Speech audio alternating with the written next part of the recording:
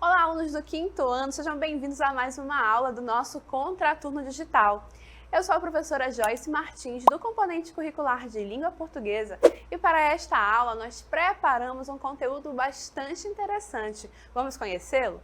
O nosso título será Uma História, Diferentes Formas de Contá-la.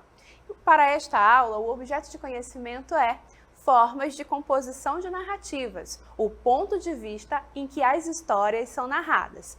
Então, tendo este conteúdo em vista, vamos à nossa aula. Então, pessoal do quinto ano, nós iremos, nesta aula, estudar sobre um tipo de conto muito interessante. É o conto popular. E, claro, nós vamos utilizá-lo para aprender mais características sobre as narrativas. E o que é um conto popular, professora? Nós vamos conhecer características deste tipo de conto especial para que possamos entender o que essa nomenclatura significa, ok? Então, vamos começar entendendo que um conto popular é uma história de ficção, ou seja, é uma história que foi criada pela imaginação de alguém, pela criatividade de alguma pessoa que criou esta história. Além disso, temos que entender que o conto popular pode apresentar algum elemento maravilhoso. E o que significa elemento maravilhoso? É algo que não pertence à nossa realidade, tá bom? Então, feitiços, monstros, encantos, instrumentos mágicos, vozes do além, viagens extraordinárias e amigos ou inimigos sobrenaturais podem aparecer num conto popular e são justamente os elementos maravilhosos que podem estar presentes neles, ok? Seguindo adiante, como característica, também podemos citar o fato de que o conto popular não ocorre num tempo determinado. Mas, mesmo não sendo determinado, podemos saber que é algo que geralmente aconteceu num passado muito distante. E, em geral, aparecem expressões que vão demarcar esse passado distante, como, por exemplo, certa vez, há muito tempo atrás, no tempo em que os animais falavam, há milhares de anos, quando nada existia do que existe hoje. Além disso, é também característica do conto popular o fato de que as personagens geralmente não têm um nome próprio e elas acabam sendo designadas pela profissão que elas exercem ou por alguma característica, como por exemplo o fato de serem uma menina ou um menino, ou uma mulher ou uma pessoa idosa e assim por diante. O fato é que não há um nome próprio específico, tá bom? Além disso, nós também podemos citar que o conto popular é uma história curta, tradicionalmente transmitida pela forma oral, de geração em geração. Muitas vezes, a autoria é desconhecida, ou seja, alguém há muito tempo criou essa história e essa história passou a ser contada de uma geração para outra, ou seja, o avô contou para o seu filho, que foi contando para o seu filho e assim por diante. Isso significa que, com o tempo, o autor original da história se perdeu. E também, ao longo do tempo, como a história não tem uma forma escrita inicialmente, essa história pode ir se modificando ao longo dos anos, tá bom? Seguindo adiante, nós também podemos dizer que o conto popular possui poucos personagens e eles são protagonizados por criaturas tanto do reino animal como dos seres humanos. Então, é possível encontrarmos contos populares em que os animais protagonizam, mas também os humanos protagonizam. E para finalizar, a última característica que vamos indicar é o fato de que o conto popular tem uma linguagem simples, uma linguagem cotidiana, no dia a dia. Lembrem-se que eles foram evoluindo e sendo transmitidos pela linguagem oral. Então, é a linguagem simples do cotidiano que vai aparecer nesses contos, ok? Então, após tantas características, vamos conhecer um exemplo de conto popular? Acompanhem! Uma vez a onça ouviu o jabuti tocar a sua gaita debicando outra onça e veio ter com o jabuti e perguntou-lhe: "Como tocas tão bem a tua gaita?" O jabuti respondeu: "Eu toco assim a minha gaita. O osso do veado é a minha gaita." Hi, hi. A onça tornou: "A modo que não foi assim que eu te ouvi tocar." O jabuti respondeu: "Arreda-te mais para lá um pouco. De longe te há de parecer mais bonito." O jabuti procurou um buraco, pôs-se na soleira da porta e tocou na gaita. "O osso da onça é a minha gaita." Hi, hi. Quando a onça ouviu, correu para o pegar. O jabuti meteu-se pelo buraco adentro. A onça meteu a mão pelo buraco e apenas lhe agarrou a perna. O jabuti deu uma risada e disse: "Pensavas que agarravas a minha perna e agarraste a raiz de pau." A onça disse-lhe: "Deixa-te estar." Largou então a perna do jabuti. O jabuti riu-se uma segunda vez e disse: "De fato, era a minha própria perna." A grande tola da onça esperou ali, tanto esperou, até que morreu. Para além de características próprias do conto popular que aparecem nesta narrativa que nós acabamos de acompanhar, como o fato de animais que estão protagonizando a história e uma autoria desconhecida, também podemos dizer que este texto foi narrado por um narrador observador, ou seja, um narrador que não participa dos fatos da história, ele apenas observa e a conta para nós. Como comprovação disso, nós podemos resgatar um trecho do texto que foi narrado para nós. Há um trecho que diz assim: "Uma vez a onça ouviu o jabuti tocar a sua gaita." Ora, nesse trecho nós podemos substituir a onça por ela. E aí nós teremos "ela ouviu".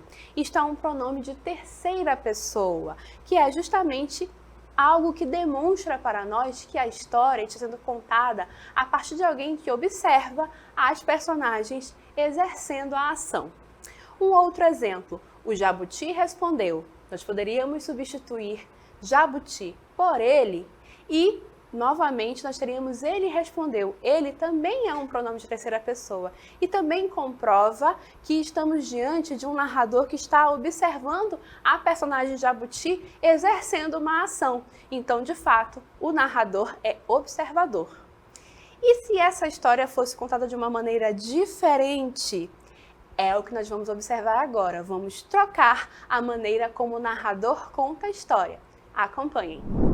Uma vez a onça ouviu-me tocar a gaita e veio ter comigo, perguntando-me: "Como tocas tão bem a tua gaita?" Eu respondi: "Eu toco assim a minha gaita. O osso do veado é a minha gaita." A onça tornou: "A modo que não foi assim que eu te ouvi tocar." Novamente respondi: "Arreda-te mais para lá um pouco. De longe te há de parecer mais bonito." Procurei um buraco, pus-me na soleira da porta e toquei na gaita. O osso da onça é a minha gaita. Quando a onça ouviu, correu para me pegar, mas eu me meti buraco adentro. A onça meteu a mão pelo buraco e apenas agarrou a minha perna. Dei uma risada e disse: "Pensavas que agarravas a minha perna e agarraste a raiz de pau." A onça disse-me: "Deixa-te estar." Largou então a minha perna. Eu ri uma segunda vez e disse: "De fato, era minha própria perna."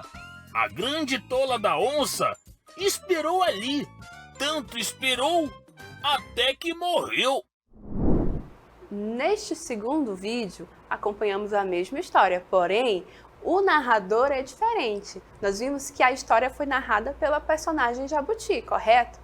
Este tipo de narrador nós chamamos justamente de narrador-personagem, porque, como o próprio nome diz, é um narrador que participa da história, que conta uma história cujos fatos aconteceram com ele, não é? Então, com essa história reescrita, o narrador modificado, nós temos os seguintes exemplos que nos mostram isso.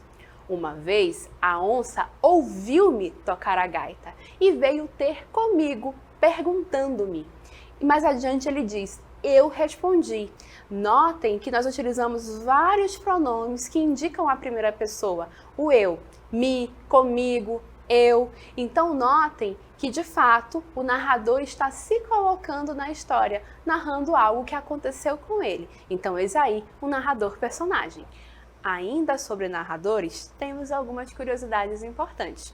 Por exemplo, existem textos em que o narrador observador sabe absolutamente tudo sobre as personagens, inclusive os pensamentos e os sentimentos deles. Já em relação ao narrador personagem, ele vai contar a história a partir do seu ponto de vista, da maneira como ele observa os fatos. Então não há como ele saber a totalidade dos fatos, o sentimento dos outros, o pensamento dos outros personagens e assim por diante, certo? Então agora que nós compreendemos o que é um conto popular e que existe narrador personagem e narrador observador, nós vamos para o nosso aplicando.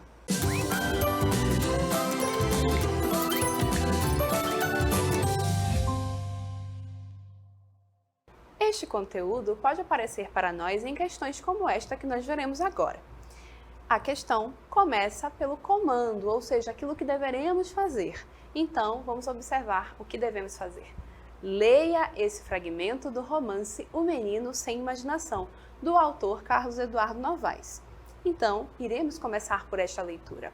Mas é importante que vocês observem que ao longo do processo de leitura, há algumas palavras que estão em destaque. Essas palavras serão verbos que estão flexionados para eu ou então para um nós, ou ainda são expressões como para mim, não é? São expressões, palavras que vão indicar que o personagem está narrando um fato que acontece com ele. Portanto, é um narrador personagem, ok? Então vamos ler este texto. Maria botou o jantar e pela primeira vez desde que nasci, vi toda a família reunida à volta da mesa. Como nos velhos tempos, exclamou o vovô satisfeito. Ele disse que no passado era assim. As pessoas sentavam juntas, conversavam e trocavam ideias na hora das refeições. Disse que foi a chegada da televisão que provocou uma debandada geral. Fiquei calado, mas me irrita muito ver alguém falando mal da televisão. Para mim, ela apenas permitiu que cada um comesse quando quisesse, porque as pessoas não são obrigadas a sentir fome à mesma hora. Vamos conversar sobre o quê? Perguntou o vovô, que não obtendo resposta, continuou. Não podemos perder esta oportunidade. Ela talvez não se repita nunca mais. Qualquer coisa, resmungou a mamãe, desinteressada. Eu queria fazer um comentário sobre o jogo. Ah, futebol não. Mamãe cortou a frase de papai. Existe algum tema mais relevante do que o sumiço da televisão? Indagou titia. Ah, eu não aguento mais falar sobre isso, disse papai. Nem eu, concordou a mana. E mergulhamos todos num longo silêncio. Sobre este texto, então, vem a pergunta. Qual das personagens é o narrador? E notem que a própria pergunta já nos indica que o narrador é um personagem. Além disso, nós fizemos destaques ao longo do texto que indicam essa questão, que indicam essa situação. Então, as alternativas nos apontam o menino, o papai, a mãe ou o vovô. Então, nós podemos, ao longo da leitura, notar que o narrador se refere ao papai, à mãe, ao vovô, à mana, à tia. Então notem que de fato é uma reunião familiar, o personagem é também o narrador e ele fala de todos esses familiares que estão ali. E de fato esse narrador vai ser o menino. Então agora que nós já observamos todas essas questões e colocamos em prática o nosso conteúdo, vamos às nossas considerações finais. Nesta aula nós trabalhamos com a narrativa, lembrando que são narrativas os textos por meio dos quais se conta alguma história.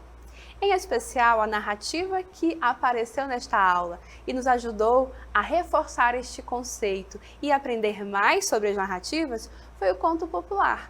Lembrando que o conto popular vai ser aquela narrativa que é curta e que pertence à tradição oral. Apresenta uma linguagem simples, poucos personagens que geralmente não possuem nome próprio. Além disso, o conto popular não possui uma autoria bem definida.